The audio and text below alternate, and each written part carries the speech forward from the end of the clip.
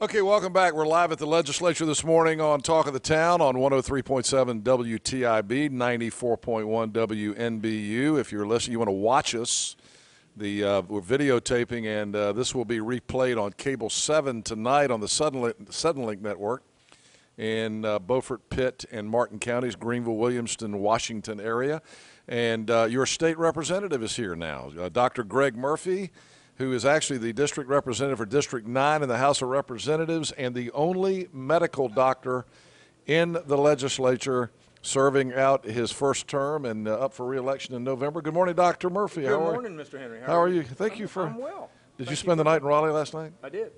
At the Candlewood Suites. That's where I stayed. We were just talking about the fact that you graduated high school just up the street here off Hillsborough Street. Yes, sir. At Broughton High School. Dr. Murphy is the second most famous person to ever go to Broughton High School behind Pete Maravich. That's what Pete said. Pistol Pete? Did they call you Pistol Greg? I've seen your game. That was in the day, Henry. That was long ago in the day. All right. Let's talk about what's going on at the legislature. We've had some great guests already this morning. The governor's going to be here in a minute. The Speaker of the House, who is head of your chamber. We had Phil Berger on this morning, and they're working on the budget this morning, and the conference committee for both the House and the Senate has convened. And there's some interesting things in there, school teacher raises, government worker raises, and those kind of things. But, of course, the things that people want to hear you talk about are what things that affect eastern North Carolina. So what things are you concerned about in the budget? Well, I mean, first and foremost, it's really stuff that items that help with ECU. One is specifically the Brody School of Medicine, trying to get them funding. We are a vanguard as far as serving and producing primary care doctors for the state. We are unequaled as far as any other medical school in the state to help with those needs, and that's what we're working on, try to get that funding. Also trying to help ECU kind of regain its ability to fundraise. That was handcuffed to us. We were given a cap on fundraising, and ECU is not one of the schools that has a massive endowment, and we need all the help we can to grow that endowment. So that's where we are, trying to work on trying to get things for ECU and also economic development for the East. The fundraising cap was, for people who don't know what that was the legislature last year capped the amount of money that could be spent on fundraising for any university at $1 million per year. Right. And, of course, the return on investment. Return on investment is 5 to 1, 6 to 1. And so it's, we have to be careful about keeping money in people's pockets, hands down. That's where it should stay. But we also have to look at investing where we have such a great ability to bring money back to ourselves, back to the East and for East Carolina. And so hopefully that's going to be dealt with and allocated, and we can get back on track to where we were before. With regard to hospitals, you being the medical doctor in the legislature, I would assume that you're the go-to guy for the House and maybe even the Senate when it comes to some of these medical issues. But Senator Ralph Heiss out of the western part of the state this week has proposed doing away with the entire certificate of need process in the state. We just talked to Cody Hand from the Hospital Association about that.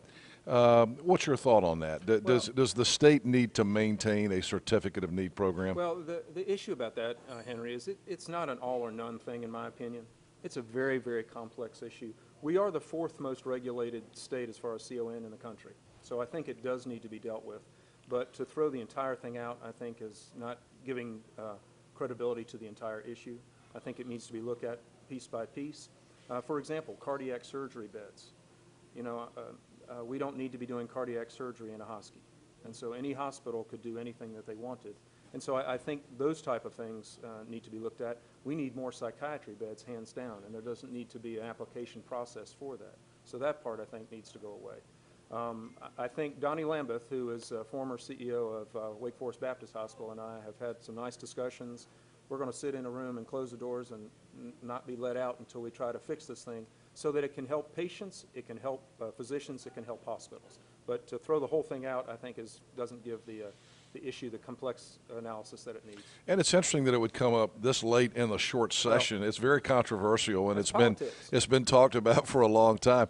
But they were trying to, the idea of the short session is to usually try to keep things from very controversial from coming up. Yeah, right. Do you think this thing would get any legs in the House if it passed the Senate? I don't think so.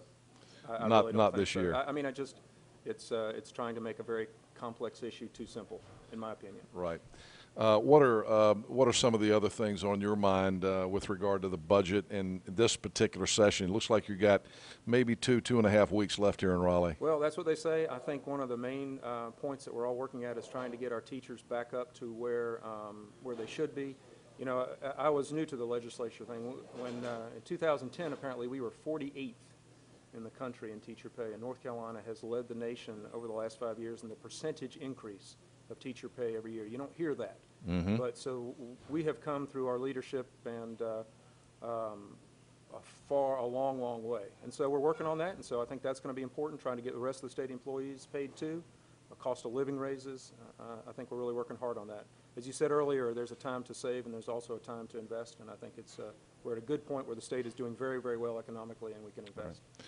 Well, thank you for coming by this morning. Thank you for having me. Great to see you. I know you got meetings across the street this morning, so I'll let you get to work. Yes, sir. Do the work of the people. Work of the people. You're not going to go to Big Ed's with me, are you? No, sir. I have work to do.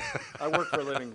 Okay. Maybe I can talk to the governor and go, thank you, sir. All right. Nice to Dr. see you. Greg Murphy, District 9, represents Pitt County, Eastern North Carolina representative.